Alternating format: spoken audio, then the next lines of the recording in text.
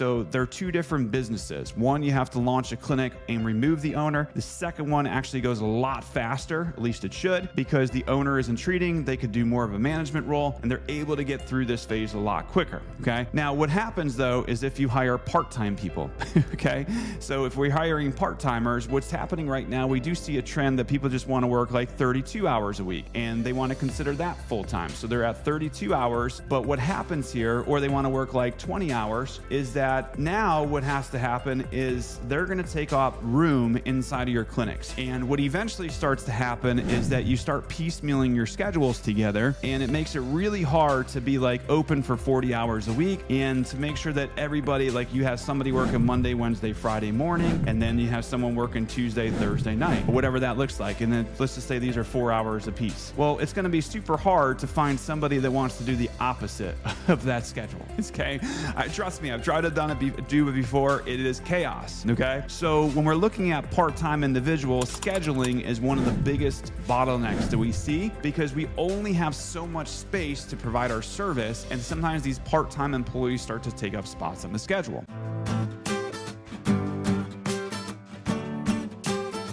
Part-time employees get you part-time results. That's one of the biggest things I remember from one of my mentors back in Pittsburgh, Pennsylvania, where he said, if you hire part-time employees, just remember to expect part-time results. He goes, there's very rarely times where you have a part-time person that comes in and they become a rock star employee. And I thought that was really interesting. And eventually when we started to have clinics, or even now with our company, and we're hiring some part-time, some PRN workers, it is very clear that that statement does hold true. Now, I want to walk you guys through today a couple of things that we see inside of clinics, especially when we're trying to get an owner removed or out of treatment. So then that way they could start working on that management or communicator role versus being stuck in production all the time. Now, what happens is people just try to get whatever they can, a PRN worker, a part-time employee, and then very few people go right into the full-time because they're like, I just don't know if I could afford a full-time person yet. However, I will show you in this video how not hiring full-time people, at least in the initial stages of your business, possibly is costing you a lot of time and then also some money. The other thing is if you're like a bigger location walking this and you have multiple locations, you guys know that, and I always used to laugh and say this, I used to say, I wish there was a software that I could plug all of my part-time PRN and full-time employee schedules and availability into this system, and I could hit a button and it gives me like the perfect schedule, because you're constantly playing this weird game of like Tetris trying to figure things out. So let's go over to the board and check a couple things out when it comes to part-time versus full-time. Okay. So when we're looking at a clinic and we want to be able to,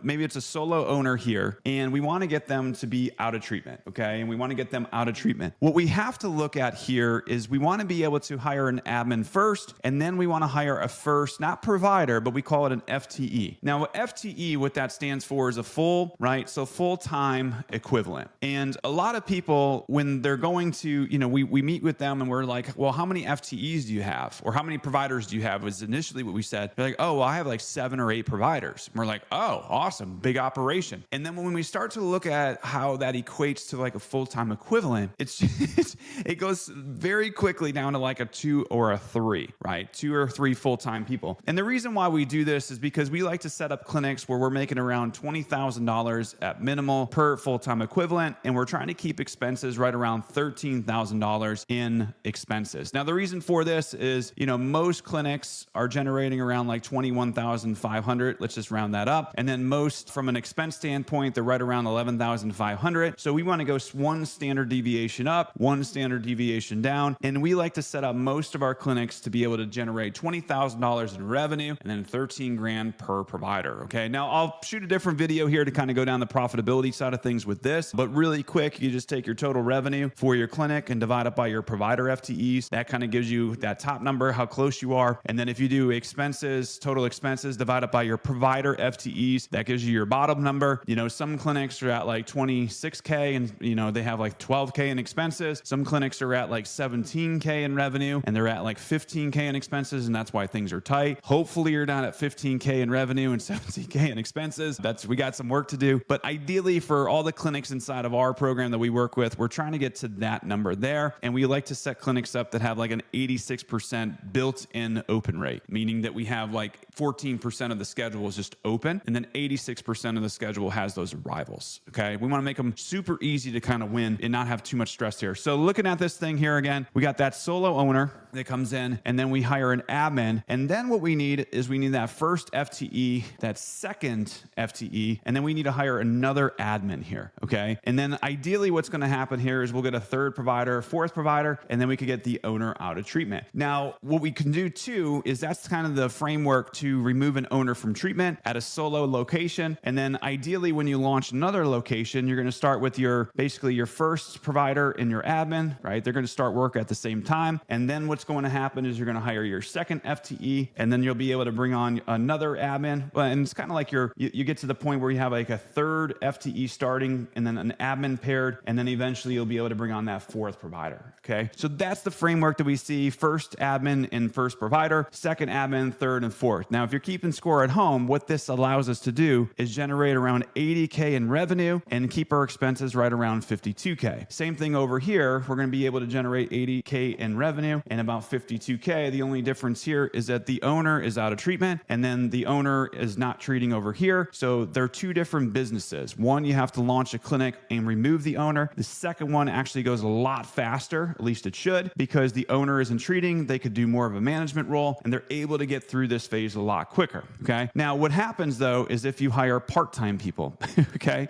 So if we're hiring part-timers, what's happening right now, we do see a trend that people just want to work like 32 hours a week and they want to consider that full-time. So they're at 32 hours, but what happens here, or they want to work like 20 hours, is that now what has to happen is they're going to take up room inside of your clinic. So if we go over here, back to our examples, let's say if this, we're supposed to get one full-time equivalent here, but we do find somebody and they could only work 20 hours. Well, now I need to figure out how to get another 20-hour-a-week person in there to match that full-time equivalent. And what eventually starts to happen is that you start piecemealing your schedules together, and it makes it really hard to be like open for 40 hours a week and to make sure that everybody, like you have somebody working Monday, Wednesday, Friday morning, and then you have someone working Tuesday, Thursday night, or whatever that looks like. And then let's just say these are 4 hours a piece. Well, it's going to be super hard to find somebody that wants to do the opposite of that schedule. It's okay. Trust me, I've tried to do it before. It is chaos. Okay. So when we're looking at part-time individuals, scheduling is one of the biggest bottlenecks that we see because we only have so much space to provide our service. And sometimes these part-time employees start to take up spots on the schedule. Okay. And because of that, if we start to hire part-timers here, well, not only that, we have to think about our revenue. We saw someone the other day, they're like, oh, I got a full-time person and they only want to do 32 hours a week. But since it's over 30, they're considered full-time in my state. Well, when we look at it like that, the way that most clinics are set up, we're trying to hit 20K as a full-time equivalent. But because they're at 32, they're only going to be around like 17.5 or 18 grand per month. And again, if the expenses are going to be close to that 13K, well, now we're getting tighter and it's going to cause the owner financial strain as they go through the levels. Okay. So just want to be clear on that too. So scheduling is number one, and then not hitting the revenue expense ratios is number two. Okay. The other thing for part-timers, I'm not poo-pooing part-timers. I think PRN and part-timers are great. And these guys are great for coverage. Okay. Eventually what you're going to need is a kind of like a bench of PRN or part-time individuals. Let's just say you have multiple locations. We have a owner right now in the program that has 7, but we have one that has 8, one that has 7 locations, and they have almost 30 team members. And when we're looking at that thing, if they're offering like 2 weeks of PTO or they're offering 3 weeks of PTO for our providers, that's 60 weeks, and that's going to be 90. Sorry, I don't know where I got 100 from.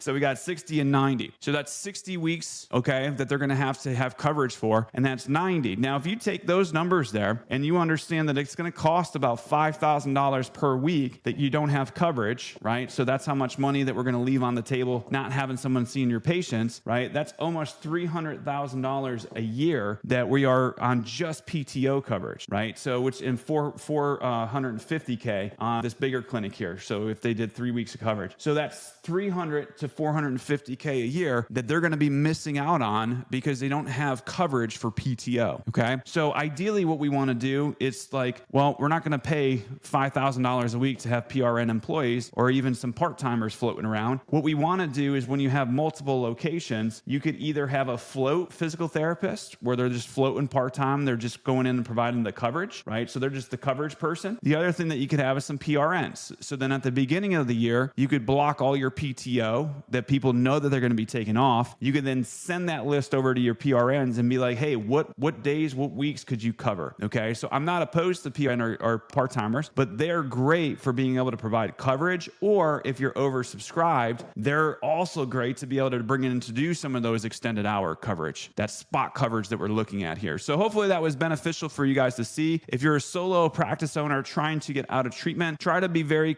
try to make sure that you're hiring full-time employees here, because we want 3-4 full-time employees. And then if you have multiple locations, same thing. It just helps going quicker. And then also, last thing I'll leave you with, how is it beneficial to the patient? Okay. One of the biggest reasons why people leave clinics is because they have continuity of care issues, okay? And then this drop-off could usually be seen in the first 1 to 5 sessions. They saw the therapist for eval, maybe they saw a PTA for visit number 2, they saw the part-timer or PRN for 3, back to the eval, and then they drop off the schedule. So a lot of times what happens when a patient or a therapist is part-time or PRN, we usually have our PRNs just doing evals and then they never see the patient again, right? Or we have the part-timer coming in and they're like, well, if I'm paying them more money, then what I'm going to do is just have them do a higher dollar task like evals, which if you think about it, you're like, I'm going to have someone evaluate a patient and they never see them again. Doesn't really make sense. So the patient starts to get affected by PRN and part-timers. And then the other thing is if you're scheduling at 2 or 3 times a week, well, that part-timer is not available. Most patients won't be like, logical patient will be like, well, I'll just see somebody else. They'll be like, oh, well, if you're not here on that day, well, then that's okay. I'll just come in when you are here. Okay. Now all of a sudden that 2 to 3 times a week starts to drop down to 1 to 2